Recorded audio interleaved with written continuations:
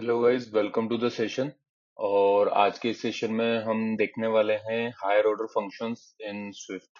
तो लास्ट जो हमने देखा था वो था closure, which is also kind of function. और उससे पहले हमने फंक्शंस देखे थे, तो आज हम देखने वाले हैं हायर ऑर्डर फंक्शन क्या होते हैं। तो एक फाइल बना लेते हैं सबसे पहले। तो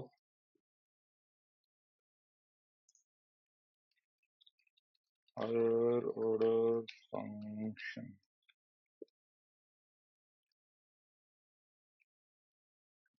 ओके।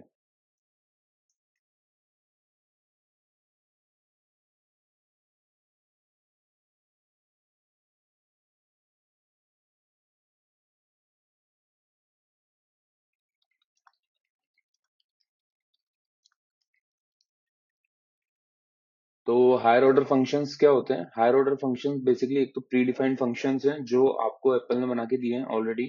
जैसे कि फिल्टर, सॉर्ट, ये आपके क्विकली टास्क परफॉर्म करने के काम में आते हैं। और ये क्या करते हैं? ये वो फंक्शन होते हैं जो दूसरे फंक्शंस को एज अ पैरामीटर लेते हैं। मतलब आप अगर किसी फंक्शन के अंदर, ठीक है, कोई function as a parameter pass कर रहे हो तो वो हायर ऑर्डर फंक्शन हो गया।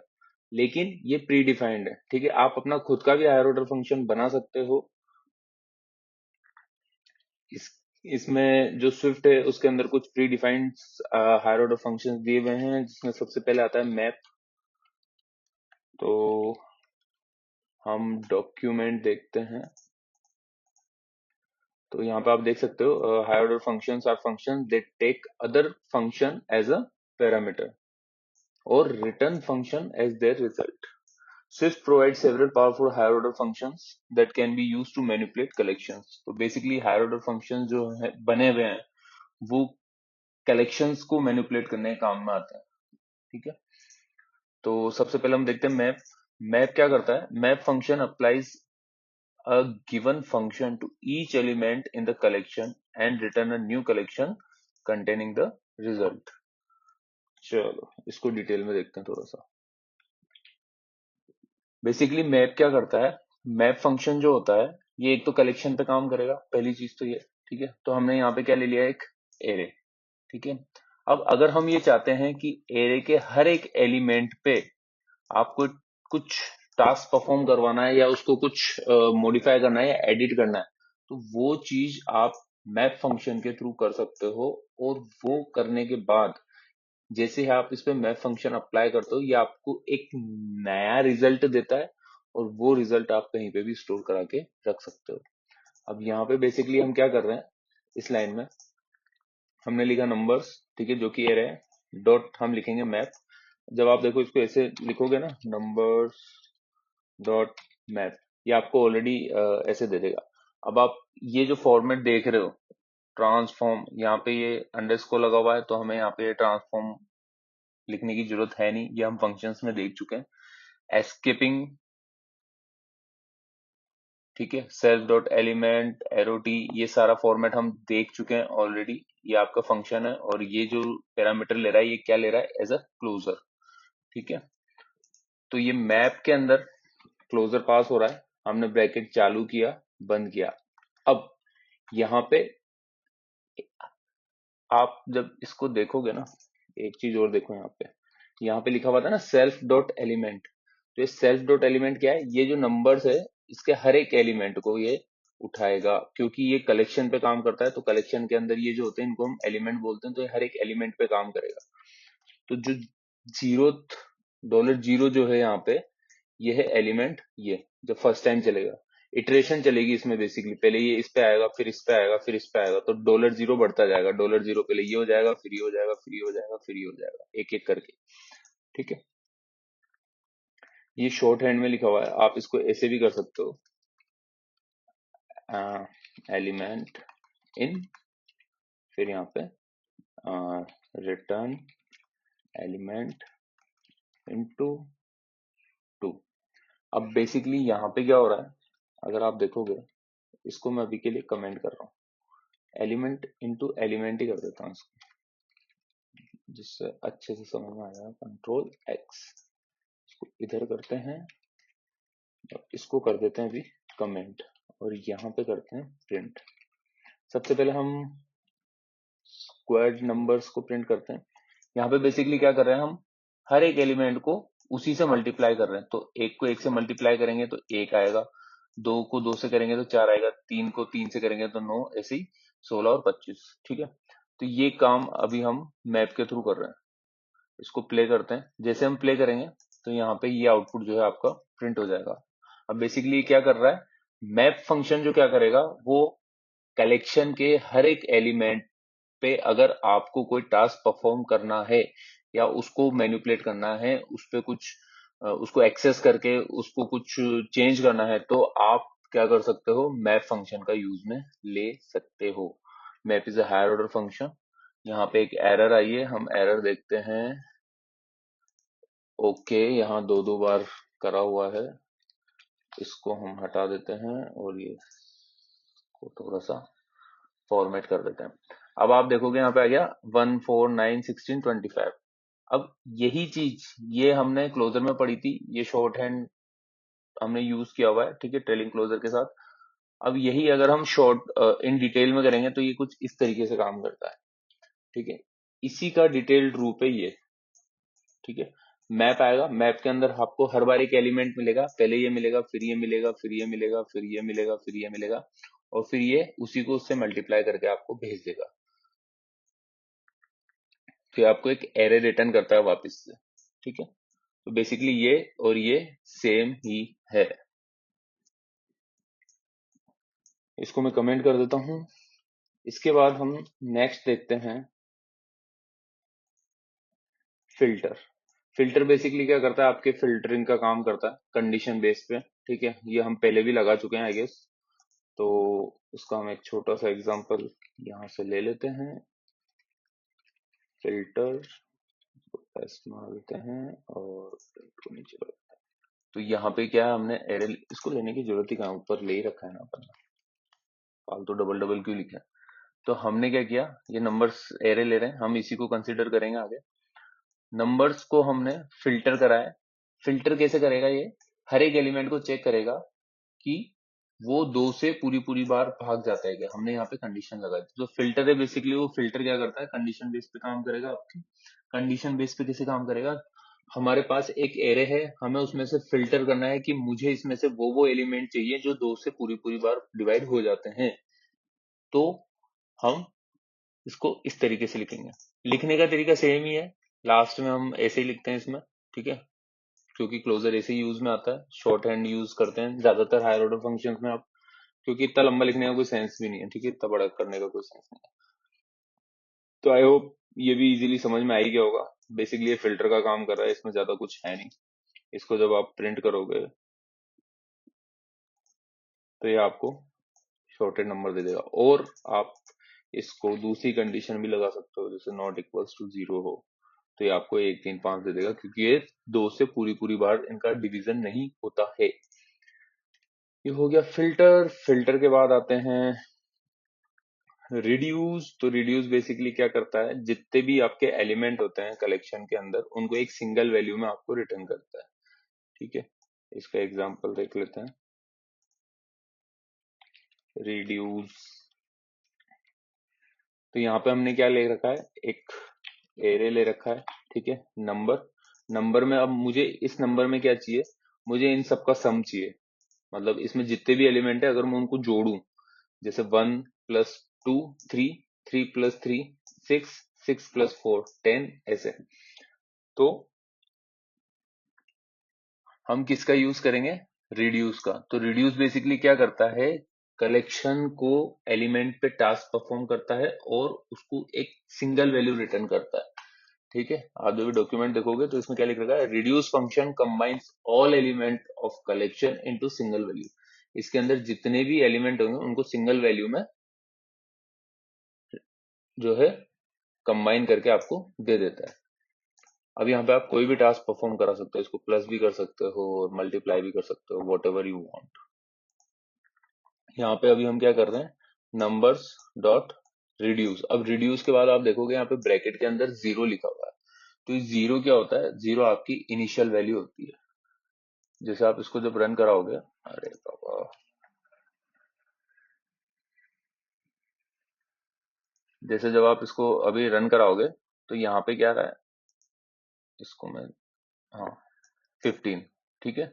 अब यहाँ पे सपोज मैं कर देता 1 और अब इसको मैं रन करता तो यहाँ पे क्या आ गया 16, यानी कि आपकी इनिशियल वैल्यू जो है वो आपने रखी है 1, फिर उसके बाद जो आपका एरे है इस पे टास्क परफॉर्म शुरू होना चालू होगा, तो 1 + 1 2, फिर देन 2 + 2 4, ऐसे होगा, ठीक है। तो यहाँ पे हमने इनिशियल वैल्यू क्या रखी है 0, आपको कंडीशन बेस्ड आपकी क्या रिक्वायरमेंट है, 1 रखो 2 रखो 3 रखो, ठीक है। तो ये बेसिकली क्या है, इनिशियल वैल्यू है रिड्यूस पे।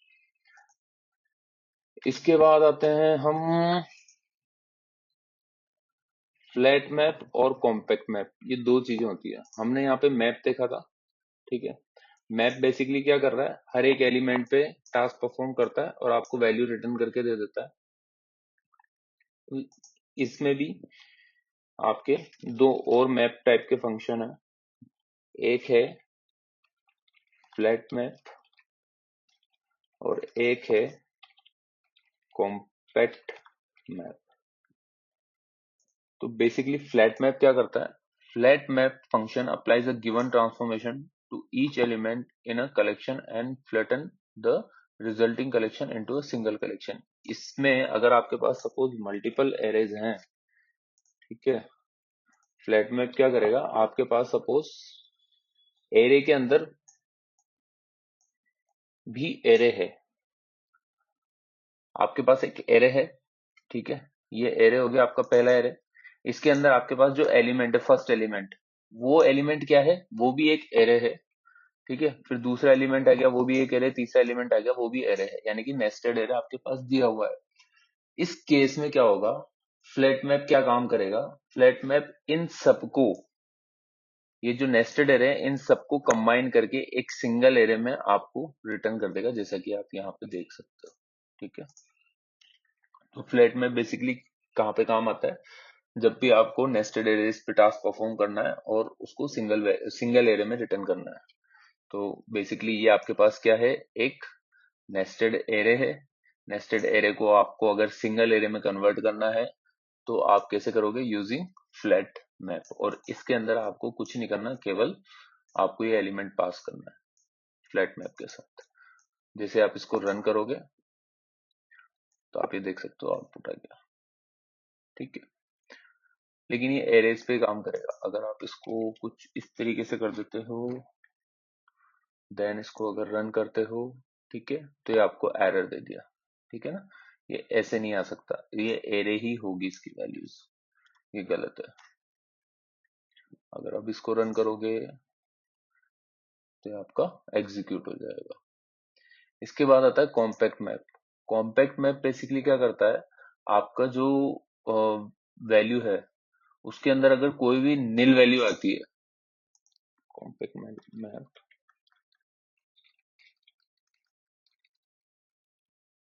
कोई भी नील वैल्यू आती है, नील वैल्यू मतलब ब्लैंक, खाली, कुछ भी नहीं, तो वो उसको क्या करता है, हटा देता है। होता बिल्कुल सेम मैप की तरह ही है।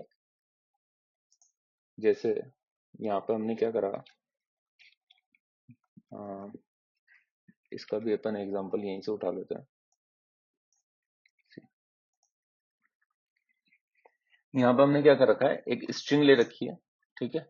स्ट्रिंग के अंदर हमने क्या कर रखा है, ऐसे दे रखा 1 2 3 4 5। अब 3 को हमने ऐसे टेक्स्ट लिया हुआ है, बाकी को एज अ नंबर यहाँ पे लिखा हुआ है, लेकिन है स्ट्रिंग ही, क्योंकि ये डबल कोट्स के अंदर है, ठीक है ना। तो ये एकदम सही है, स्ट्रिंग टाइप का हमने एक एरे ले लिया। अब हम क्या कर रहे हैं, इस एरे के हर एक एलिमेंट को हम क्या करेंगे, कन्वर्ट करेंगे किसमें, इंटीजर में। तो इंटीजर में जब भी हम स्ट्रिंग को इंटीजर में कन्वर्ट करते हैं तो हम क्या करते हैं, इंट लगाते हैं और ब्रैकेट के अंदर वो स्ट्रिंग लिखते हैं। तो अगर हम, मुझे सपोज ये है 1, इसको अगर स्ट्रिंग, ये स्ट्रिंग है, इसको अगर मुझे इंटीजर में कन्वर्ट करना होगा तो मैं कैसे करूंगा, यहाँ पे लिखूंगा इंट, ठीक है, देन ब्रैकेट चालू करूंगा और उसके बाद ये ऐसे, तो ये आपका किस में कन्वर्ट हो जाएगा, इंटीजर में। लेकिन ये जरूरी नहीं है कि ये हर बार कन्वर्ट कर ही दे, क्यों, क्योंकि मैं तो यहाँ पे मान लो इसको यहाँ पे ऐसे लिख दूंगा, तो ये सही थोड़ी ना, ये कोई इंटीजर वैल्यू तो है नहीं जो कन्वर्ट हो जाएगी, ठीक है, जैसे हमने यहाँ पे भी 3 लिखा हुआ है, ये आप इंटीजर में कन्वर्ट कर सकते हो, इसको भी इंटीजर में कन्वर्ट कर सकता है कंपाइलर, इसको भी कर सकता है, इसको भी कर सकता है, बट इसको नहीं कर सकता है क्योंकि ये टेक्स्ट लिखा हुआ है। तो अब मैं क्या कर रहा हूँ, मैंने क्या करा, ये जो स्ट्रिंग्स लिए है, स्ट्रिंग्स को मैंने कॉम्पैक्ट मैप किया है। कॉम्पैक्ट मैप करने के बाद मैंने यहाँ पे इंट $0 लिखा है, तो ये क्या करेगा 1 2। अब आप यहाँ पे आउटपुट देखो, यहाँ पे आउटपुट क्या आ रहा है, 1 आ रहा है, 2 आ रहा है, 3 नहीं आ रहा है, क्यों, क्योंकि ये कन्वर्ट नहीं हो पाया है। देन आएगा 4, देन आएगा 5। इसको मैं एग्जीक्यूट करता हूँ 1 2 4 5। लेकिन अगर आप इसको मैप के थ्रू करते तब क्या होता, अगर आप इसको मैप करते तब इसका आउटपुट देखना आप, यहाँ पे क्या आ रहा है, एरर प्रीवियसली डिक्लेयर्ड नंबर्स का। ओके, तो इसको मैं नंबर कर देता हूँ अभी के लिए और इसको हटा देते हैं, इसको रन करते हैं। तो आप देखोगे यहाँ पे आ रहा है ऑप्शनल 1, ऑप्शनल 2, निल, ऑप्शनल 4, ऑप्शनल 5। अब ये ऑप्शनल क्या होता है ये हम नेक्स्ट चैप्टर में देखेंगे। बेसिकली ऑप्शनल का मतलब ये होता है कि यहाँ पे आपकी वैल्यू हो भी सकती है और नहीं भी हो सकती। जैसे अभी यहाँ पे निल है, तो अगर वैल्यू है तब तो ठीक है, और अगर वैल्यू नहीं होगी तो यहाँ पे वैल्यू कौन सी आएगी, निल। तो यहाँ पे अपन को निल नहीं मिल रहा था, किस केस में, कॉम्पैक्ट मैप के केस में। लेकिन मैप के केस में आपको निल मिल रहा है, ठीक है। तो आपकी अगर ऐसी कोई कंडीशन है कि आप नहीं चाहते हो कि मेरा जो एरे है वो रिटर्न हो एज अ निल, उसके अंदर कोई भी एलिमेंट, तो आप किसका यूज करोगे, कॉम्पैक्ट मैप, ठीक है। कॉम्पैक्ट मैप बेसिकली क्या करता है, होता मैप की तरह ही है, बट ये रिमूव कर देता है किसको, निल एलिमेंट्स को। तो ये आपको नॉन निल वैल्यूज ऑलवेज प्रोवाइड करेगा एरे के अंदर। और इंटरव्यूज में सबसे ज्यादा क्वेश्चंस पूछे जाते हैं हायर ऑर्डर फंक्शन के अंदर इसी पे, कि आपको डिफरेंस बताना होता है, मैप क्या होता है, कॉम्पैक्ट मैप क्या होता है और फ्लैट मैप क्या होता है। तो हम एक बार वापस से देख लेते हैं। मैप जो होता है, मान लो हमें हर एक एलिमेंट पे कोई टास्क परफॉर्म करना है, कुछ भी ऑपरेशन करना है, तो वो हम मैप के थ्रू करते हैं, ठीक है। कॉम्पैक्ट मैप क्या होता है, कॉम्पैक्ट मैप भी जो है वो मैप की तरह ही होता है, बट डिफरेंस ये है कि जो कॉम्पैक्ट मैप है वो आपको निल वैल्यू रिटर्न नहीं करता है, निल को वो रिमूव कर देता है, ठीक है। निल वैल्यूज को हटा देता है बेसिकली एरे में से। फ्लैट मैप क्या करता है, फ्लैट मैप आपके नेस्टेड एरेज पे काम करता है। जो नेस्टेड एरेज होता है उनको वो सिंगल एरे के अंदर वैल्यूज की रिटर्न करता है, कन्वर्ट कर देता है उसको, ठीक है। फिल्टर क्या करता है, तो बेसिकली फिल्टर करने का काम करता है। रिड्यूस क्या करता है, रिड्यूस आपके बेसिकली जो एरे के अंदर एलिमेंट्स दिए हुए हैं उनको सिंगल वैल्यू रिटर्न करता है, उनको मतलब ऑपरेशन करके उस पे। और इसमें इनिशियल वैल्यू देनी होती है, ऑलरेडी बता ही चुका हूं मैं। इसके बाद आता है सॉर्टेड। तो सॉर्टेड भी बेसिकली जैसे हम फिल्टर का काम करते हैं वैसे हम सॉर्टिंग का काम कर सकते हैं। तो इसको हम ले लेते हैं, अगर आपको सॉर्ट करना हो, यहाँ पे हमने नेम्स ले लिया है, इसको अगर हमें सॉर्ट करना है तो हम बेसिकली $0 लेस देन और ग्रेटर देन $1 ऐसे यूज में ले सकते हैं। असेंडिंग डिसेंडिंग ये लेस देन और ग्रेटर देन से ऑटोमेटिकली हो जाएगा। जैसे हम इसको प्ले करते हैं, जैसे LX ये हो गया अभी, अगर हम इसी को ग्रेटर देन कर देंगे तो ये रिवर्स हो जाएगा, ठीक है। तो बेसिकली सॉर्टिंग के लिए आपको हायर ऑर्डर फंक्शन यूज में लेने हैं। इसके बाद था फोर ईच। फोर ईच हम ऑलरेडी इसके अंदर लूप के अंदर देख चुके हैं, होता लूप ही है, लेकिन ये हायर ऑर्डर फंक्शंस के अंदर आता है क्योंकि सेम काम वो उसी की तरह करता है। इसमें भी क्या होता है, हर एक एलिमेंट आपको मिलेगा और उस हर एक एलिमेंट पे आप कोई भी टास्क परफॉर्म कर सकते हो, ठीक है। ये हम ऑलरेडी देख चुके हैं। तो इसमें ज्यादा कुछ खास है नहीं, ठीक है। अगर आप इसको अब रन करोगे तो ये हर एक एलिमेंट को प्रिंट कर देगा इटरेशन चला करके। तो ये होते हैं आपके higher order functions in Swift, और आपको इसकी प्रैक्टिस करनी है।